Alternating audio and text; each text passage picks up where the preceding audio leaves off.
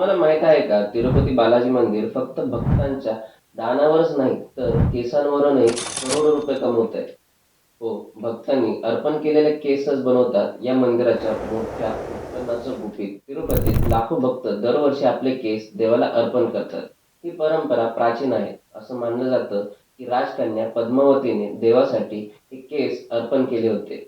केस अर्पण करणे म्हणजे अहंकाराचा त्याग आणि भक्तीचं प्रतीक. पण यामागे एक आर्थिक बाजू देखील आहे.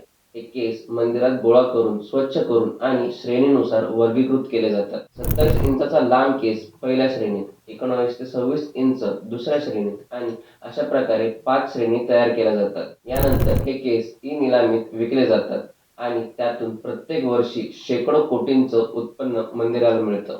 हे केस विग्स किंवा एक्सटेन्शन्स बनवण्यासाठी युरोप, अमेरिका, चीन, आफ्रिका या देशांमध्ये विकलं जातं. तुम्ही कधी तुमचे केस दान केले आहेत का? आणि तुमचा अनुभव काय होता? आम्हाला कमेंट करून सांगा. आणि आमच्या चॅनलला सबस्क्राईब करायला विसरू नका. कारण अशा गोष्टी तुम्हाला माहीत असणं गरजेचं आहे.